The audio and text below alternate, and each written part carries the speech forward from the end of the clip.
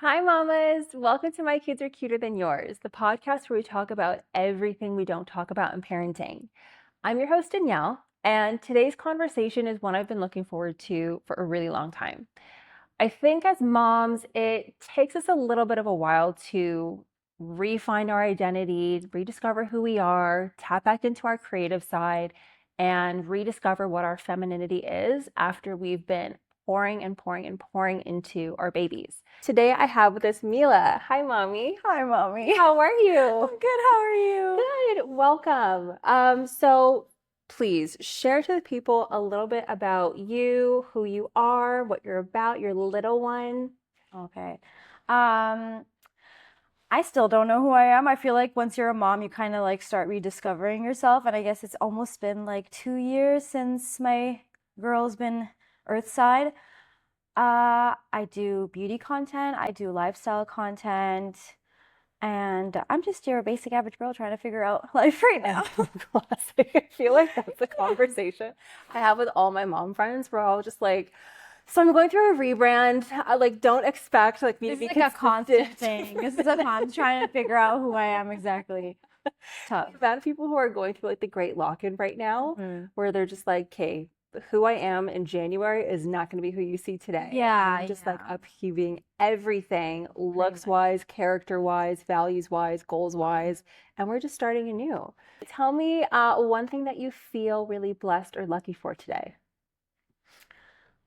My daughter. I know that's like cliche, but I'm very, very grateful for her. I think ever since she's like come into my life, I've just changed drastically, but in like for the better.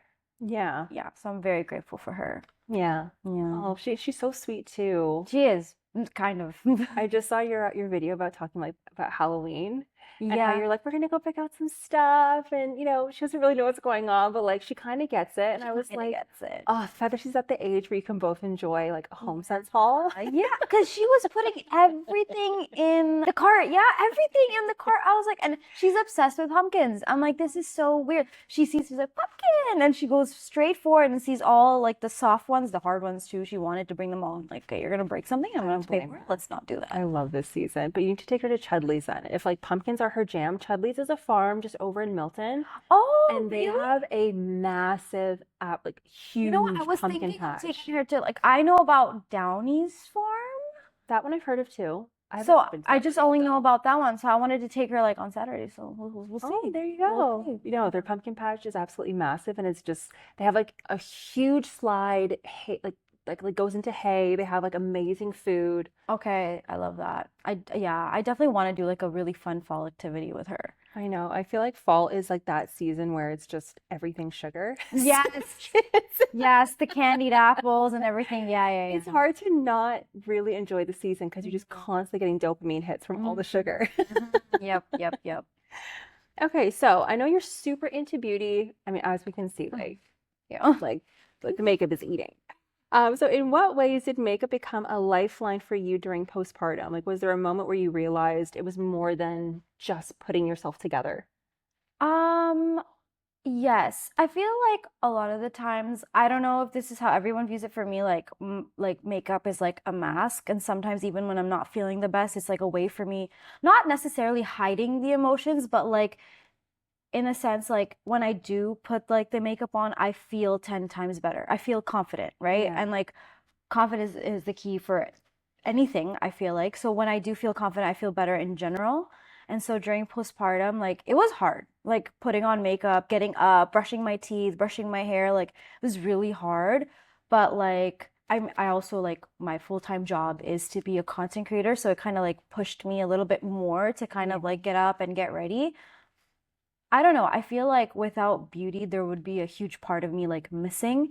And that's the one thing that like helps me get out of bed. Like obviously like my daughter's a big reason, but like for myself, to get up and do makeup and put on a really nice outfit and do my hair, it makes me feel good about myself. And I don't know, like it was huge, like helping me through postpartum. Like it helped me not like give up on myself. Yeah. And so there's two folds that I actually really want to jump into. But first is, where did your makeup journey begin? I feel like every girl has like their defining moment of like what maybe like their first beauty item was, or when they were like, oh, I like this. Like I could get into this. Like what was maybe like your jumping point for like, oh, I like this.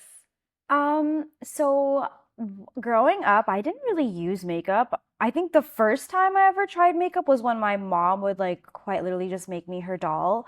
And I remember her like bringing out like her MAC lipstick out of her purse and like putting it on me and stuff.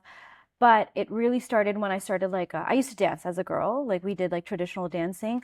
So we would like bring our communities together for like different events. Hmm. And that's when she would do the most makeup on me. But I didn't really do makeup on myself. I really started doing makeup once I hit, I think maybe this was grade 8, I think. But funny story, I was going to a private school where they are very strict about makeup. Hmm. So you're not allowed to have makeup on. You can't have your nails done. You can't do your hair any sort of way except for a braid or a ponytail, Yeah. down to like your ponytail band. Like it has to be for the school colors. So either black, white, or navy blue. It could not be Too anything much. other. Yeah, crazy. We had our uniforms, you know what I mean? Like it was crazy. So exploring makeup at that time was like out of the question. But even then, Yeah. I would sneak in a few things. Yeah. And I think the biggest thing for me was mascara and kohl, like eyeliner. Like the black eyeliner on your waterline, that was like my number one thing. So that's me like stepping into it. And even then, sometimes the teacher would notice and I would get in a lot of trouble. Yeah. But yeah. But you're like clearly like a little bit rebellious. Yeah, oh yeah. You're not supposed to dye your hair either. I did that.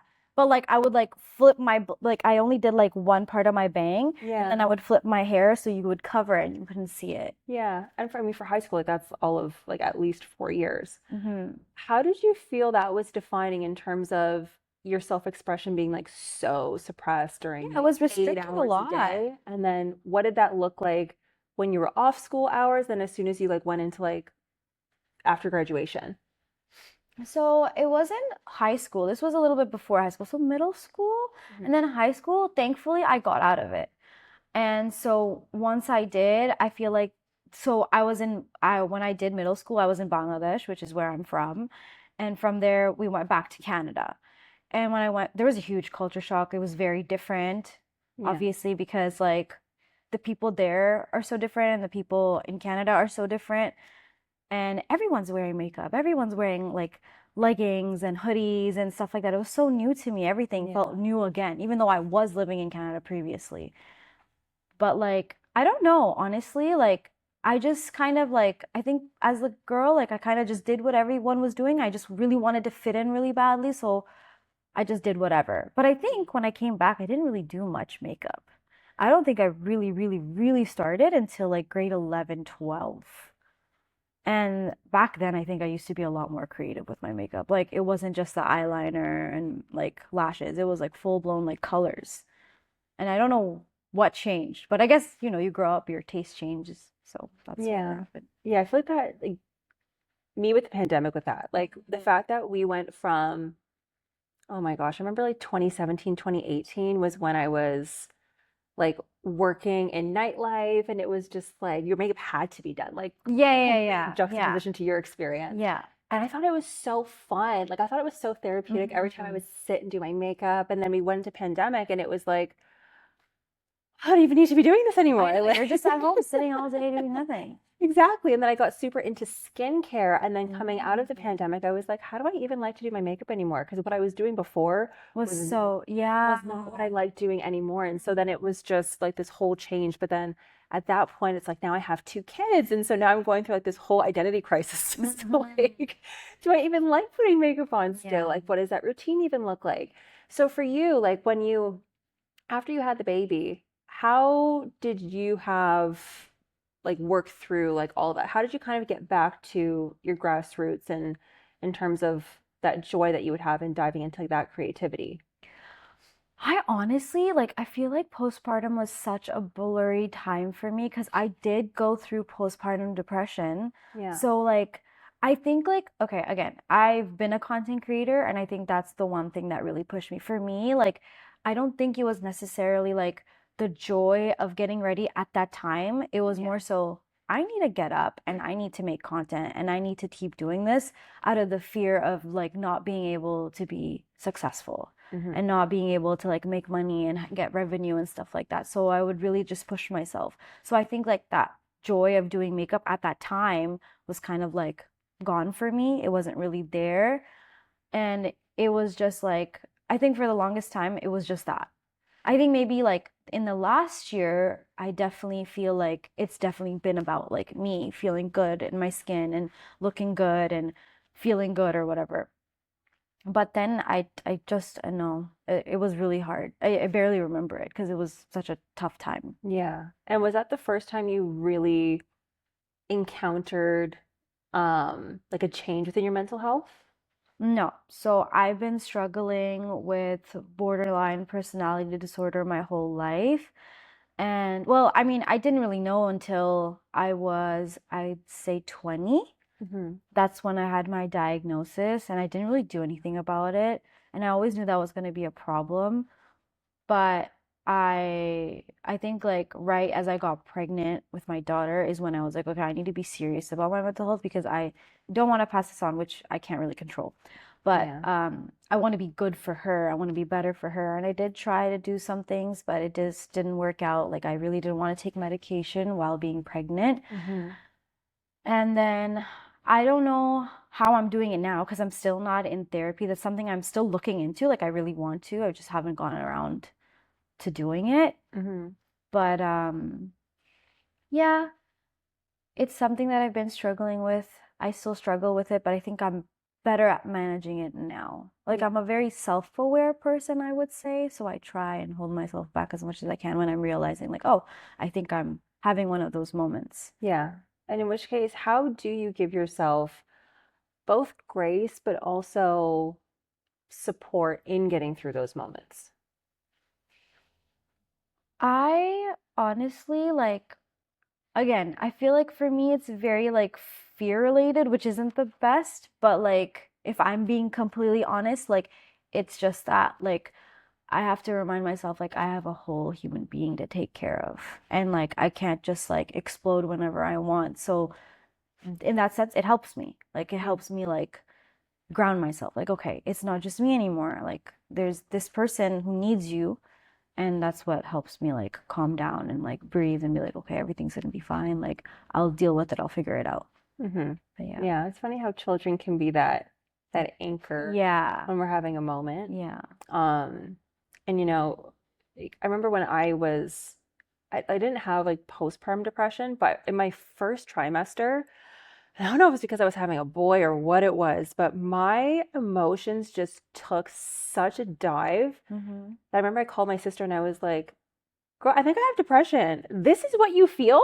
And it just gave me just like a whole new understanding and light in terms of what it is that people deal with on a daily basis.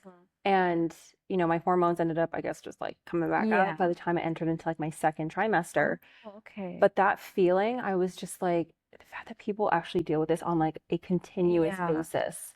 Um, and for me, it was just trying like to give myself like those reminders of like what used to spark joy for you. Again, like this is not going to work for everybody because like mine Mm-hmm. is so temporary, Mm-hmm. but trying to remember what brought joy to me did kind of help in like the day to Mm-hmm. day.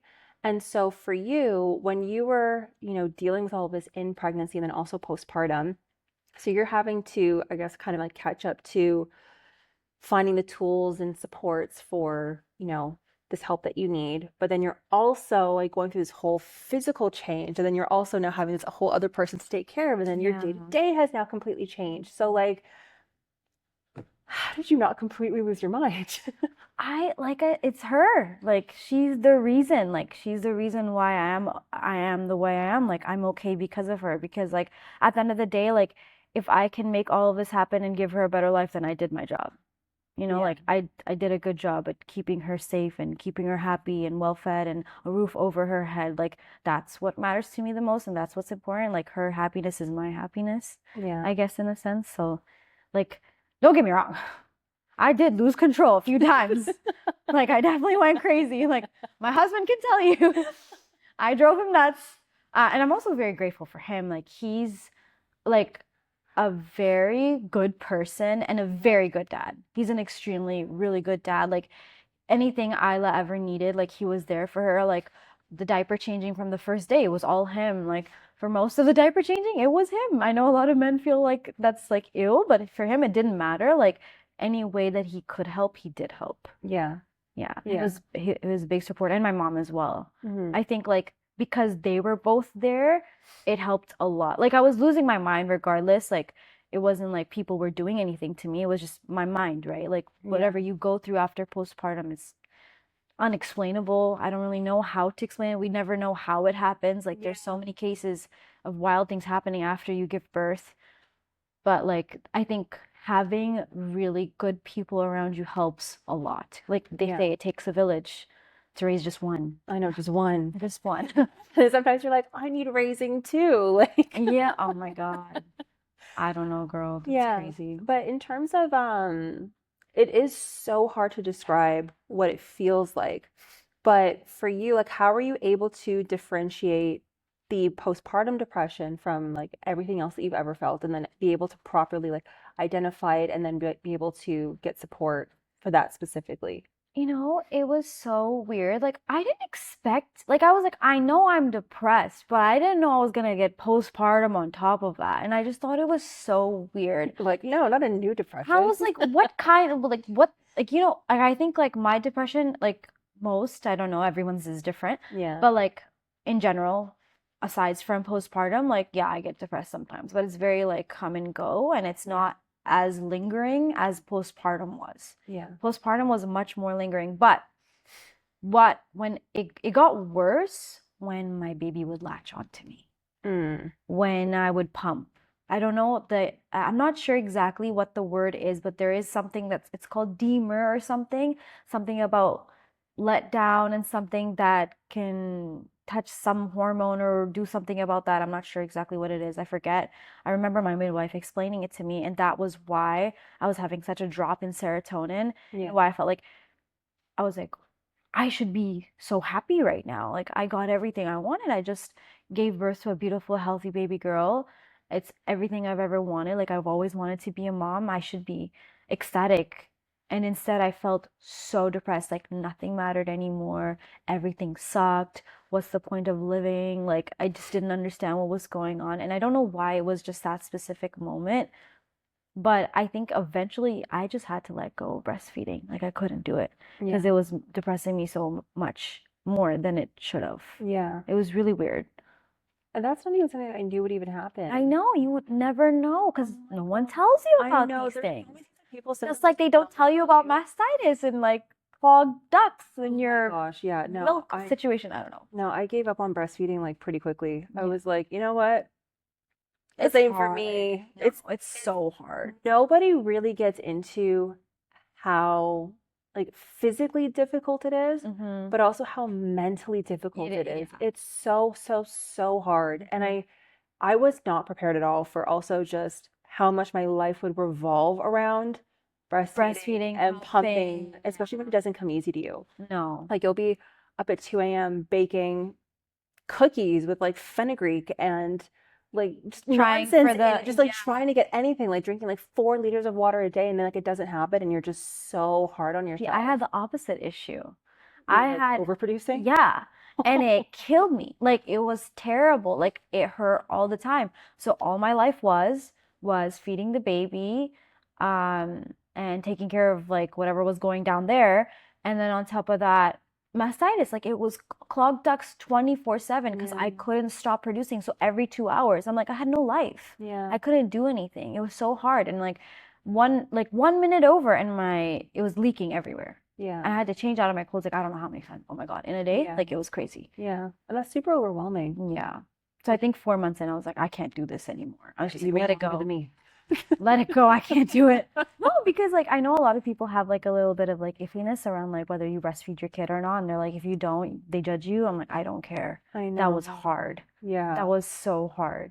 And I don't think anyone should go through that. Like if you can't do it, then don't do it. But if you can do it, amazing. I love that for you. That's so good. Yeah. Like good for you. Yeah. That's great. But not everyone can do it. Yeah. For me, it was in the again, the pandemic. Mm-hmm. And this was like before TikTok too. So I didn't feel like I really had like that judgment from like Huh? anybody because like my mom, like my village was like also like quite supportive. Mhm. But now I feel like if you are pregnant or you have just had your baby and you're starting to look at stuff on TikTok and the algorithm's like picking it up, Oh yeah, oh, you'll that's start the getting that oh my God, content of shame being it's like, you terrible. have to breastfeed your baby. If you don't breastfeed, Mhm. you're failing and you're not giving them the nutrients and the bonding that they need. And it's like, I'm losing it. It's I'm yeah, losing it. very judgmental. It's very.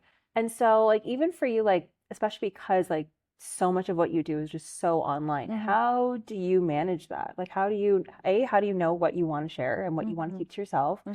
And then how do you deal with criticism?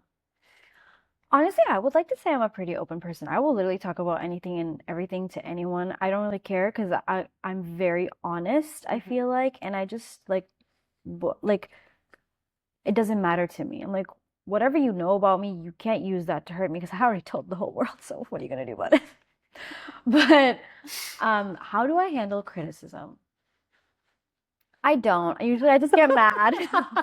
Usually I just get mad. I'm like, I are was you about to tab? say, I don't. Like, okay, I won't sit there and cry about it. Like, Yeah. I've never sat and looked at a comment and it's never made me want to cry. It's just Yeah. made me angry. Yeah. I was like, at least make sense. Yeah. If you're gonna say something about me or say something to me, like, make it make sense. Like, it Yeah. has to be truth, like, it has to be facts. And 9 times out of 10, nothing they say is true. Yeah. So it doesn't like bother me either. I'm just like, you're all idiots. What's that thing from Tom Holland where he answered like something like that Jay Shetty asked him and he was like, if you have a problem with me, text me, and if you don't have my number, you don't know me well enough to have a problem with me. Like, that's a good one. That's a good one. Same. No, I agree because like you don't know anything. Like you know what I share, but you don't know my personality. You don't actually know who I am Yeah. and what I'm actually like on a day-to-day basis. Yeah. So when someone makes an assumption about me, like, oh my God, like, okay, I have the swearing problem. I swear a lot, okay? So if I just You're do, like, let me know. I'll work on that. No, honestly, I'm like, I don't care. I Yeah. don't care if I swear too much for you. That's a you problem, honey. Like, Yeah. that has nothing to do with me. And this is my way of expressing myself. Yeah. Shove it up there. I don't care. I really don't. But so traveling back for a second, when you started content creation and then you've also now had a baby and you're trying to figure out who you are, but then you also have people who are trying to tell you about who you are. How do you just get to a point where you're like, I need to figure out who I am? Like, let me just try to block this out. And do you block it out? Like, is there stuff that seeps in that you feel like kind of takes a bit of a point in defining who you are? I think right now is probably the time that I've decided to kind of like smarten up about that and really truly just dive into myself and just do whatever I want and Yeah. really like I'm telling myself like whatever they think about you is A, not true, B, they don't know you, and it's okay. Let them think. I feel like the people that are the most successful in life are the people who are themselves unapologetically. Hmm. And the other thing is that's exactly what I want for my daughter. I want her to be herself unapologetically because I feel like that's what's going to help her succeed in life. Yeah. And that's what helps me. Like right now, I think like before now, and especially now, I don't know why this is around the time, this is the era of my life where I've chosen like I just want to be me and I just want that to be okay. Like I'm really pushing that for myself because I want my daughter to grow up watching that and kind of include that into her own life. Yeah. So that's what's helping me. Yeah. I Yeah. feel like there's something around like when your kid hits around 2 where you do get to a point where you're just like, Because they start understanding a lot more now, you yeah. know? Yeah, there's just it's almost like how people talk about like when they turn 30, how they just stop caring what people think. I think there's Mm. something about where when your kid turns 2, and maybe it's like you're further like out from postpartum or they started to get to a point of like self-sustainability where maybe you have like a little bit, like a smidge bit more freedom to start, exploring who Mhm. you are. Or maybe it is just that awareness that they have where they're noticing and like kind of calling you Yeah. out on the things that it is that you do. Yeah. Like they're little like monkey see, monkey do, you know? They're gonna copy Yeah. whatever you do, and I want her to copy that. Like, Yeah. try to be the best version of yourself. So those are the things they pick up on. Yeah. As soon as they start becoming sponges, you're like, Gonna be a oh, little bit am more aware. Interesting. And even it's not even like so much about like that momentary awareness, the long-term awareness. So for example, a couple months ago, like I was changing and my son, he like points to my tummy and he's like, "Mommy, you have a big tummy." And that was me. Because I was saying the same thing. Like, what do you mean? That was my same reaction. And I had to catch myself in literally a split second. And instead of getting offended, I was like, ah. And isn't mommy's big tummy so pretty? And he was like, yeah, your big tummy's so beautiful. And I feel like just even that moment was just such like a difference between like, oh, I hate my body, or like I don't like the way I look. Like I want to be like 10 to 20 pounds lighter. And him being like, yeah, you're smaller, you're more beautiful. And then like him starting to think like That's that's the what the way big that standard is. Yeah. It's good to exactly. just make him be like, this is okay. This is good. This is Exa- healthy. This is nice. Exactly. And so like when your daughter sees you like playing in makeup, like how do you have that conversation with her so that she knows that she's beautiful like with or without makeup, which you very much are. Oh, thank you. I don't know. I think I'm really gonna instill confidence in her a lot and just always tell her like, you know, you are beautiful. Like there's nothing that needs to be changed about you. Like God made you a specific way and you're great. And I wouldn't change anything about her because like you're parts of me and you're parts of your dad and I think you're perfect. Yeah. But I don't know. We'll have to see what she's gonna be like. I don't know what the world is also changing into too, you know? Like it's scary out there.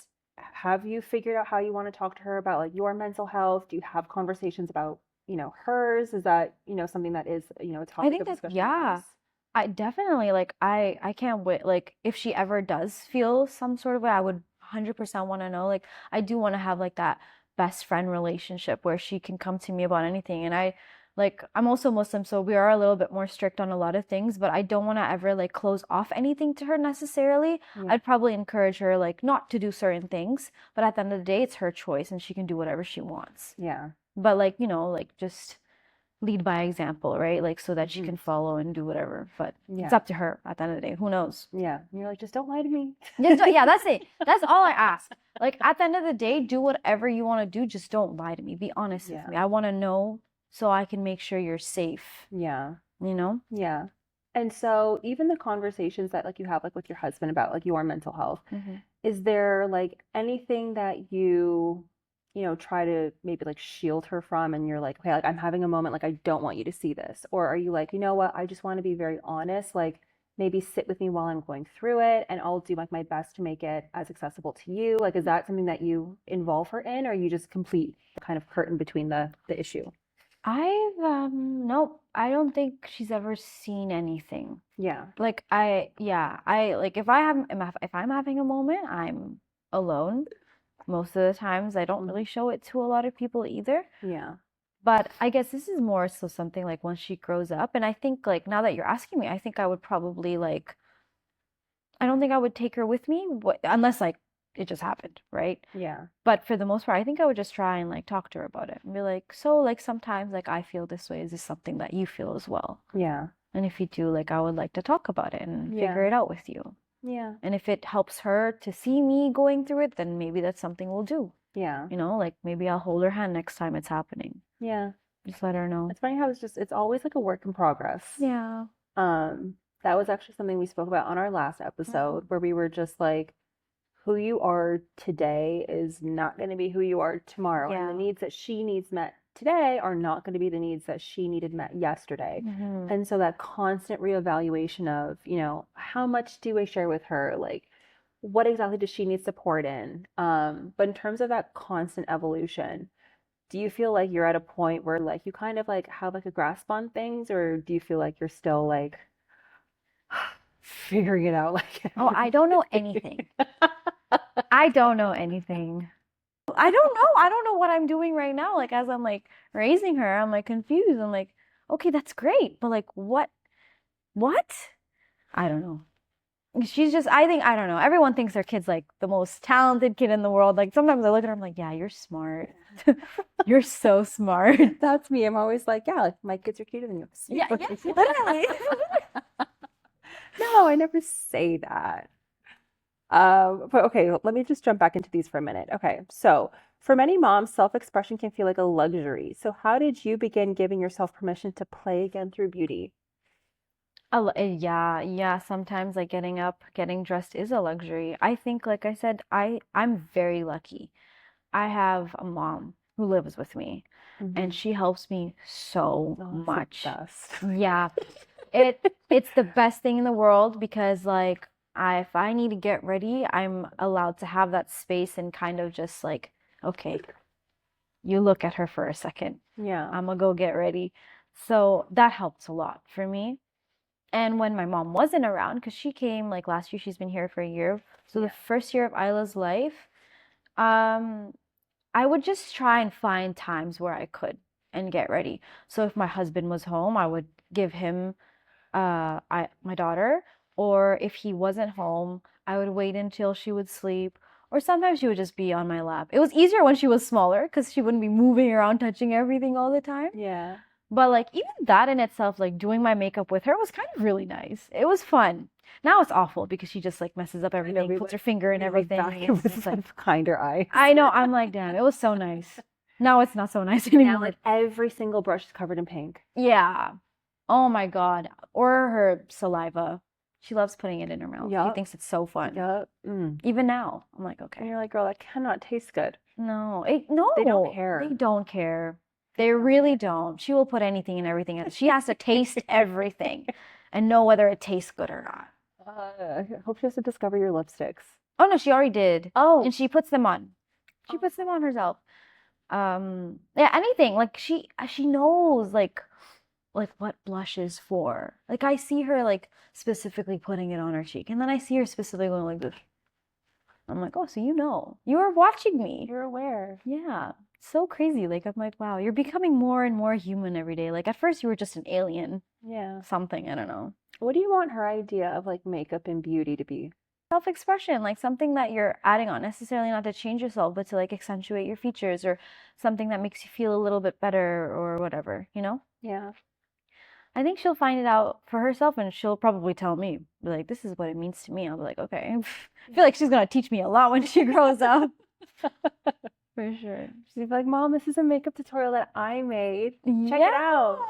I can't wait. Like, I just know she's gonna be a smart mouth for sure. You're like, I'm prepared for this. Yeah, she's a diva. Yeah. So, you've spoken about like your mental health and how beauty's been super helpful with that. So how do creative rituals like makeup help you stay emotionally grounded? I know you already mentioned like it gives you kind of like that purpose and like that win in your morning, but like what else does it mean to you?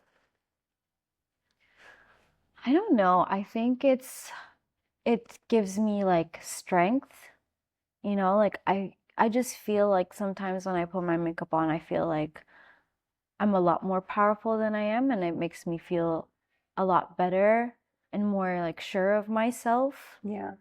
It makes me feel like I do have a voice. Like I mean, don't get me wrong, even without the makeup, I still feel very sure of myself in the sense where like, I'm a hothead and I'm also very stubborn. Like there's almost no one, like you can't argue with me. My husband, he cannot argue with me. I will always win no matter what. And he knows this. But he's still willing to put up his dukes. You know what? You got to commend him for that. Oh, you know what? Like God bless his heart. God bless his soul. He's a good man. It's a good man, Savannah. I don't know. It's a good feeling. You feel worth it. You feel powerful. You feel strong. Yeah. Yeah. I love when I'm like I will have done mine in the morning and then I completely forget. And I'll be out and about and like I'll catch a glimpse and I'm like, that's what? Oh my gosh. Suddenly I'm willing to like go and like have like harder conversations with people. Yeah, you feel a little bit spicier, like, oh, I could take this on today. Exactly. It's and especially when I feel like especially when you love like Sephora and whatnot, you have to be making use out of that investment. Like it is an investment, like absolutely for yeah. sure. Did you have to have a conversation with like either one of them about how you needed them to show up for you, or did they kind of just sense what you needed and, show up and Mom was great. My husband, on the other hand, no. See, the thing about him is that he will do anything I ask him to do. yeah. He's just you just gotta ask him. Yeah. You just have to ask him. Like, he will not do it unless you ask him because, like, he's just not that aware. I think that's just his personality. Like, you know, he's just a man. He's just a boy. But, like, he is good, though. Like, anything I asked him to do, he always would. And there was no ifs, whats, or buts. Like, it's like, okay, I'll go do it. But, like, I would have to tell him, which I would find very annoying. Like, Yeah. why can't you just do it? Yeah. Yeah. Or, you know, when, like, oh, can you feed the baby? I'm like, oh, which bottle? How much should I put in it? How do I warm it up? And I'm like, The instructions are on the container. you can figure it out. You have watched me do this 50 million times. You can figure it out. Thank you. You know? Did that ever become like a point of contention for you guys, or? Oh, yeah, we fought about it a lot. I think the first night we came back from the hospital, we like fought because of the sleep, right? Yeah. He regrets that deeply. I make sure he remembers that was not okay. Like, remember when I just Gave had a birth? child? Yeah.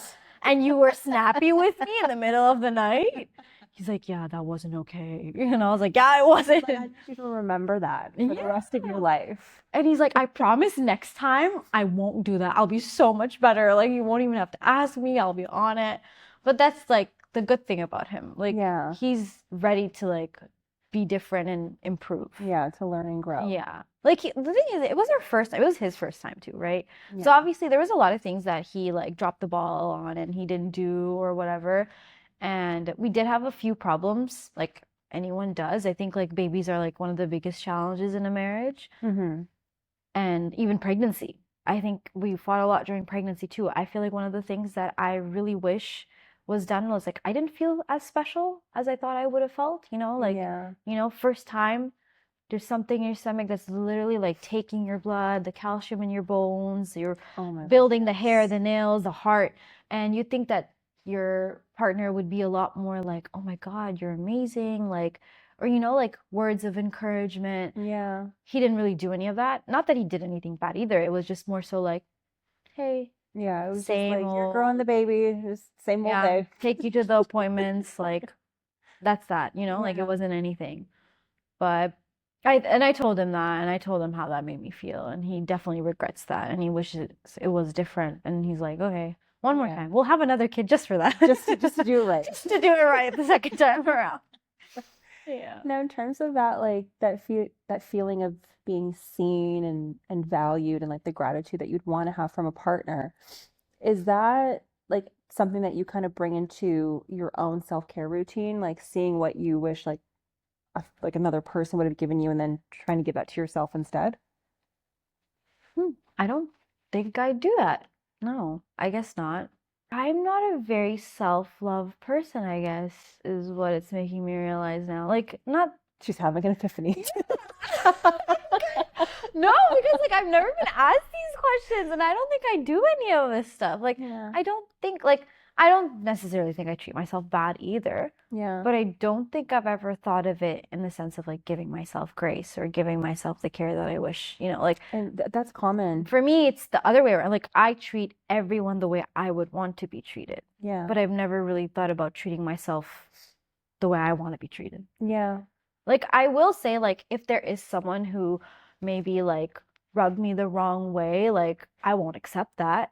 Like, Yeah. I won't accept anyone treating me poorly. But You have boundaries. yeah, I have boundaries. Like, I won't like sit there. Like, if my husband, for example, if he does something that I didn't necessarily like, I will tell him, I'm like, you cannot do that to me. I will never hold anything in. Yeah. I'm very confrontational in that sense. Like, I'm like, no, that's not only with him though. I think everyone else, I'm a little shy. I think with him, I'm like, you did that, and that was not cool, and you need to change that right now Yeah. because I don't like that. But like, That's love. yeah, Boundaries are, and communicating boundaries are one of the strongest ways that you can express love to a person, because essentially you're telling them the terms and conditions to be a part of your life. And when mhm. people don't have those conversations, then you start growing resentment, and you're like, you know what, you can't be here anymore. You haven't given them the opportunity To change or do something about yeah, it. to Yeah. want to be a part of your life. So the Yeah. fact that you communicate them, like your needs, and then he can show up for you based off of that, don't worry, girl, that's love. You keep being confrontational. I feel like that's a part of it. It'll probably never change. Even with my friends, I'm not that confrontational with them. They're pretty like good, I would say. Like, I don't really need to do anything, but like if I do with them, I'm definitely a lot more softer Yeah. because girls are a little bit more emotional, and I know that if I give them the emotion, they'll give it back to me. Yeah. Like recently, I had like something happen with one of my friends, and like I didn't message her before I left for my back home trip. So I went to Bangladesh, and she was like, "Why didn't you message me? I thought you were upset with me." And I was like, "Why would you think that?" But I was upset with her because she didn't message me the whole week.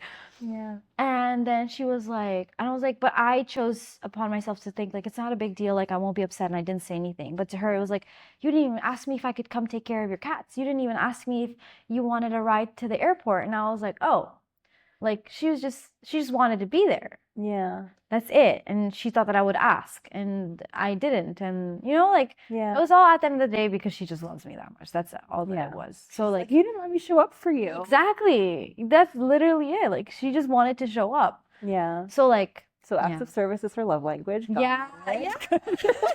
I guess so, right? That's crazy. Look at me finding out new things about myself.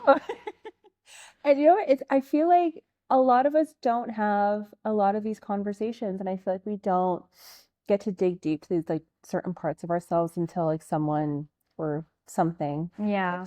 TikTok holds up that kind of mirror to us, and we're like, oh, I didn't realize that. Yeah, like for me, that was also being equipped with like verbiage and expanding my knowledge on not even just mental health in terms of impacts like depression and other things that we can face, but even just being overstimulated, just recognizing when maybe you're like overly touched, and when you need to be like, I need you to sit there, you just sit there and just Give me a minute. and just give mommy a Give me a minute. minute. This is Yeah. just a minute.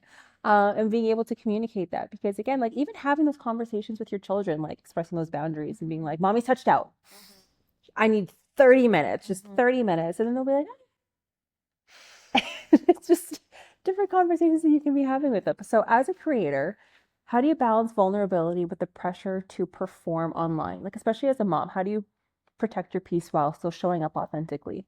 I'm very stubborn, and I do put up boundaries a lot, and I think that's what it is. Like my stubbornness is what protects me from like protecting my peace. Like Mm-hmm. don't get me wrong, sometimes being online and social media is really annoying Yeah. because everyone has an opinion on everything that you do, and you kind of just can't do anything about it. Like you opened yourself up to that. Like you don't really have a choice but to deal with it. Yeah. So I just say like, you know what, this is what comes with the job, and like I have to really choose. Is this something I'm okay with or not? Is this something I can live with or not? And I've decided like, you know what, like I do love this job a lot more than I hate it. So I'm like, okay, then that's that. Like I'll just deal with it. Yeah. Because sometimes you just have to deal with it. It is what it is. Like you can't change other people. You can only change how you feel, how you react to things. And that's how I like don't let it bother me too much. Yeah. Like what other people have to say. Yeah. Have you always been like that? What other like caring about what others think? Yeah.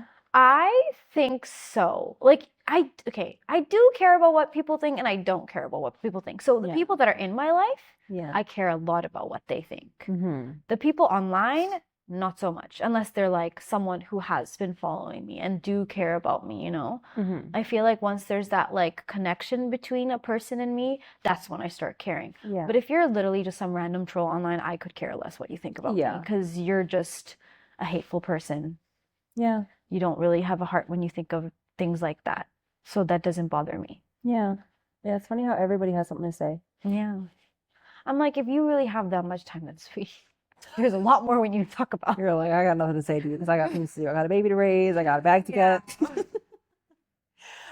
You've become a voice for so many moms. What voices would you say have helped you feel seen during your hardest moments?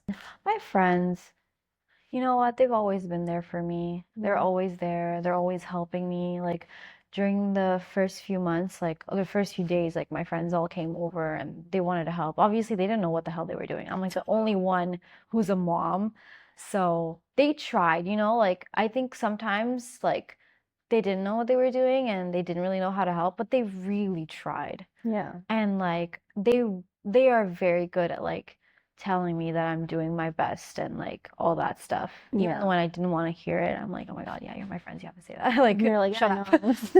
But no, they were really good with that kind of stuff. And they're very like kind and thoughtful people, and they're always around no matter what. And they're the ones who make me feel the most seen out of everyone. Oh, Yeah. well, birds of a feather. No, they're great. They're annoying. They're great. They are nice sometimes. Did you feel like your relationships really changed like after you had, I mean, like they changed like Yeah. to an extent, but did you feel like it was like a 180 or did you feel like you were kind of able to, um, I'm grateful to say that I didn't have any friends that like turned their backs on me because I know a lot of people have problems with that when like your friends kind of be like, well, you're not fun anymore, you're a mom yeah, and you can't do this and you can't do that. There were some moments where like I felt like they didn't think of me when they were making the plans because they knew I yeah, couldn't come out. yeah. But again, it wasn't lack of like thought, they're just idiots. Like, I know if I told them, like, you guys know I can't do this, they'd be like, oh, yeah, you're right. But I just didn't say anything. Yeah. But they're very much like, oh, no, okay, never mind. Like, let's just do this instead. We were Yeah. just like talking to talk, Yeah. you know? But like, yeah, so I'm grateful like that didn't happen. And like, they did change in the sense where they were like a little bit more careful around me, I guess, because they wanted to make sure that like baby was okay and that I was okay. And like, yeah, that was the biggest change with me and my friends. And like, obviously, there was a change with me and my husband. I feel like we never really got the time to ever really be alone and just us, which kind of sucks because I lived with my in-laws Yeah. the first year we were married, the first 2 years, and then I had a baby. And then we did move out for to have our own space because obviously the family is growing. We have a new baby and stuff. We needed more space. And now my mom lives with me. So it's never just been us. Yeah. But yeah. Yeah. For like, have you, like, do you mean like ever, like you haven't even had like a weekend? No. We've had like Okay. we've been on trips here Okay. and there. We actually recently came back from a trip in like June, July, and we went to Italy. Look Yeah, at we had our you. first solo like trip Oh, vacation. my grandma was on duty. Yeah, she was with her the whole time. Oh, that's so Thankful again. nice. That's Yeah. so nice. Yeah. Especially with everything that you have going on, like just knowing that you have people who can just really take the reins, like how much I can only imagine like just what that really means to you, but just like Yeah. what does that mean to you? Yeah, I think like the people around me is like what helps me the most. Like I'm so grateful that I have such amazing friends. Genuinely. Like they help me a lot and they help me feel like not as alone, even though I'm like the only one. I mean, I did make a recent like new mom friend and like her and I talk about it a lot, which helps a lot, I think. Like having someone who's in the same shoes as you, who understands and gets it. It's like a different bond. Mm-hmm. And like we always see each other and our kids get to hang out together, so it's great Yeah. because they're like I think 8 weeks apart. Oh, that's And nice. she's been a good sounding board. Like she and I always bounce off of each other and we're always telling each other how great we're doing, Yeah. which is really nice to have. Because Yeah. like she genuinely gets it, like she knows what I'm talking about because she's gone through it. Yeah. Would you say that most of your friends don't have kids? Yep, she's the only one. Oh, Yeah, wow. she's like my only friend. And everyone else is also not married or anything. So like I'm very different from the rest of my friend group. Yeah. Because I guess I just started life really early as well. Like I'm what, 25, maybe 26 next year, and I got married when I was 21. And so like my friends, I think they're like probably starting next year, like one by one will start getting married after the coming years. But yeah, no one has a kid yet. So it's just me. Yeah. So you're kind of just like, hey guys, I'm here. Yeah, but you know what? They don't treat me any differently. Like they're That's very good. good. Yeah. They're just sometimes I can't do things and sometimes they're okay with that. Like most of the time they will just come over and hang out with me. Like if Yeah. that's what I can do, then that's what they'll do with me. They just want to see me, right? And I just want to see them. Yeah. If that's what works, that's what works. Yeah. Do you have a desire to have more mom friends or? Yes, I do. I feel like that's been really hard for me. Like I haven't been able to open up and like go out of my way and do that. I think I'm just like scared. I'm scared to make friends in general because like I'm a very like specific person and I have very specific needs and like I like how like people say like when they break out like they don't have a relationship anymore and they want to get into another relationship. and they're like, oh, it's the same basic questions again, like what's your favorite color and stuff like that. I view friendships the same way almost. Like, I don't want to do this all. I mean, don't get me wrong. I think like the stages of getting to know a friend is a lot more fun. But my fear is like, what if this friendship doesn't stick? And now I have a daughter, so I don't want to bring everyone around my kid unless they're gonna stay there forever. Yeah. Like I'm very like picky and choosy about who I let into my life because I really want whoever to come into my life to be a permanent person. Yeah. So that my daughter can be like, I've known this person forever. Yeah. Like they're basically family. Yeah. Like if I'm choosing to be like friends with you, it's me because I see family in you and not just a friend. Is that what you grew up with? Like your parents is like friends and people in their lives, you just had No, them forever? I didn't. So that's why I think I yearn that. I didn't really grow up with family around. My husband, however, did. He grew up with Yeah. his family. And I kind of envy him. I'm like, oh my God, like you had built-in friends from day one. And I kind of constantly craved that. Yeah. And I never got that. And so I want that for her Yeah. growing up. So I really like when I have a friend, I really nurture that relationship and I'm like I want it to grow and I want it to be good and I take care of them, they take care of me and like one day when they have a baby, I'm gonna be there and I'm gonna know everything so I can help them with everything and anything and they won't have to be alone. Yeah. How do you make a distinction between the things that you really want for her and the things that you really want for yourself? I feel like that's just something I'm assuming she would want. And also I feel like it's also like a safer thing. Like knowing the people's kids and knowing the kids though your Yes. kids are friends with again like this world is scary and there's so many terrible things happening all the time in the world. I Yeah. can't imagine like my daughter asking me to go sleep over at someone's house that I don't know, Oh, yeah. you know. That's one thing where I'm just like, Mom, you let me do that? You let me go sleep at people's houses? My kids My are parents didn't, not but they doing did at something. one point. No, I know. And now I'm starting to realize why they were so strict. My kids were not doing slumber parties. Mine's Mm-mm. just like, I never had like a bad experience, but I'm just like, it's No, crazy because you you let me see do all the things that that. are happening with other kids, and it's so wild and it's Yes, so scary. Like, that's my heart. I'm just letting it I walk know. That's outside like of my flesh and house. blood. Yeah, and it's And a sleeping bag in your terrifying. basement? I I'm don't like, I don't know what's think gonna be there. so. Like, I don't know who's there, who lives in the house, who's No. around. You know, you never know. And like, I mean, even the thought of like taking her to school freaks me out sometimes. But I'm Oh like, my some things you gosh. just can't like avoid. So again, the whole part of like her needing to tell me what's going on in her life is very important. Like, I need Yeah. her to be honest. I need her to tell me everything so that I can make sure like she's safe. Yes. But yeah, like I had strict parents. So like my parents didn't let me. Oh, we got into fights. I ran away from home because they wouldn't let me have sleepovers. Classic. You know? Crazy. Like now that And I think about it, I'm like, and now what you're an like, idiot. Like, now what you're was I like, thinking? now you're like, so you can't go to a sleepover, and also I've locked all the doors. Yeah. But like, that's the downfall of brown parents and like South Asian parents is because they never explained it to us. Yeah. Like, why can't I go? Oh, because I just said so.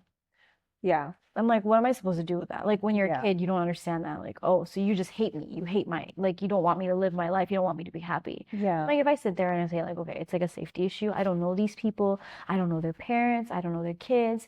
Maybe if I meet their parents and like, if we become friends and I feel more comfortable, that's a different story. Yeah. But like now that I have these friends, for example, one day they're gonna have kids. Them I would feel comfortable with. I know them. I grew up with them. Yeah. I'd feel a lot better about it. Yeah.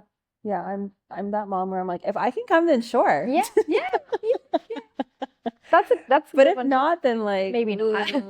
I don't know. We'll think about this some other time. Maybe when you're 20. And I don't even know what the change is. Like, it's not like I'm like seeing anything online per se that's like has like really thrown me for a loop, but I'm just like, I don't know. Now I've grown up and I think that concept is so crazy.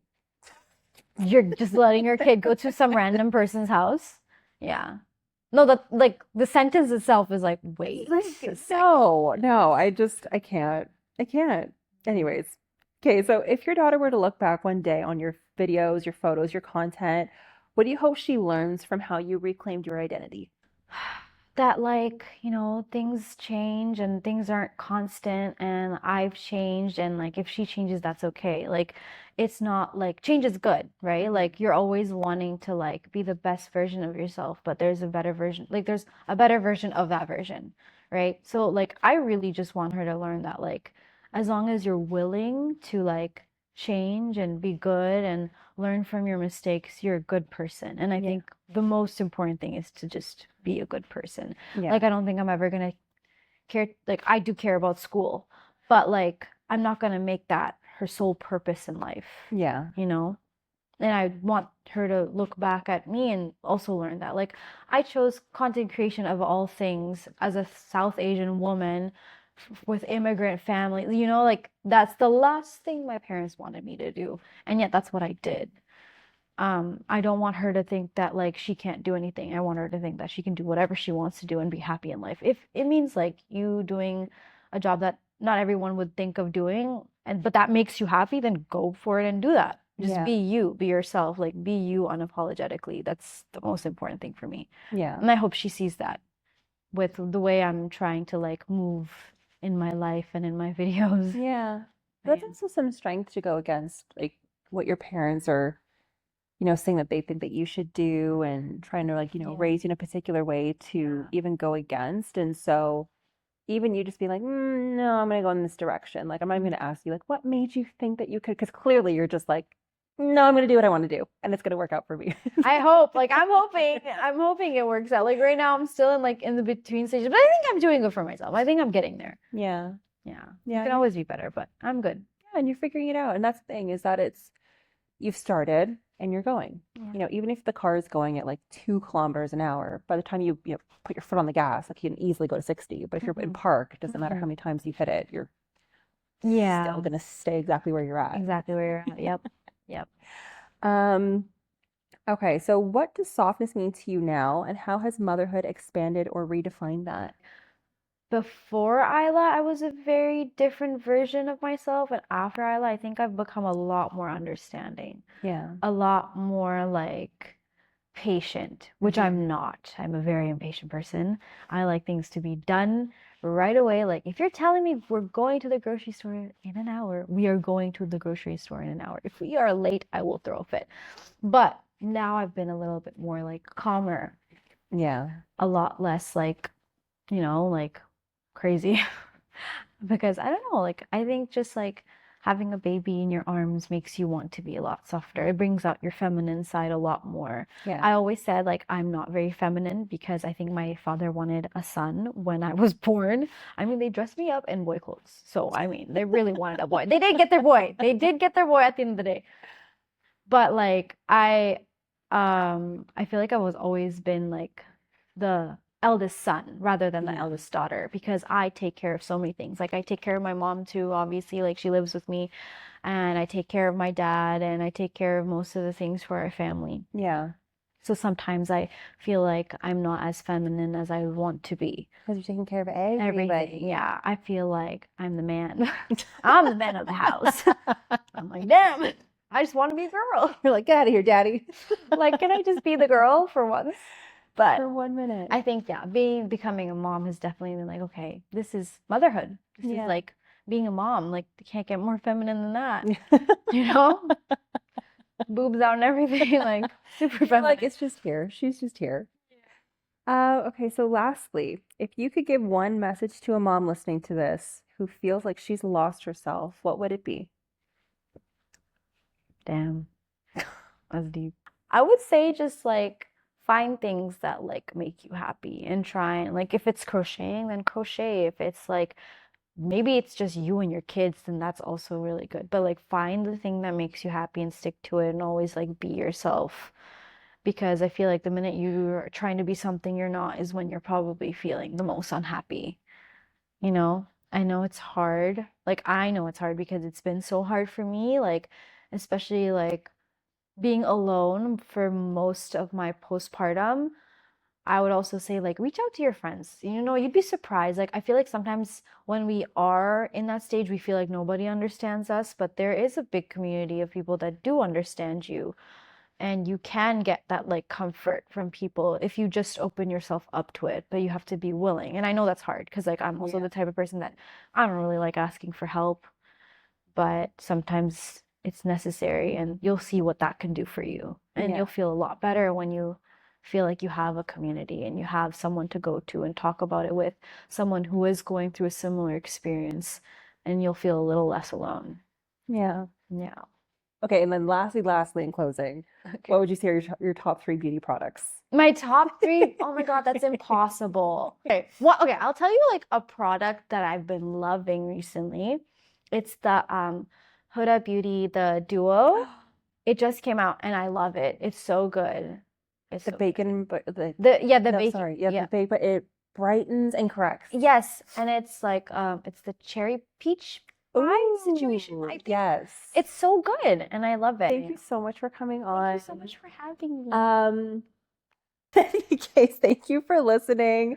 Like, comment, subscribe, and share. And also, I will link all of Mila's socials in the bottom show notes so that you can keep up with her on If you socials. want. If you think I'm cool enough.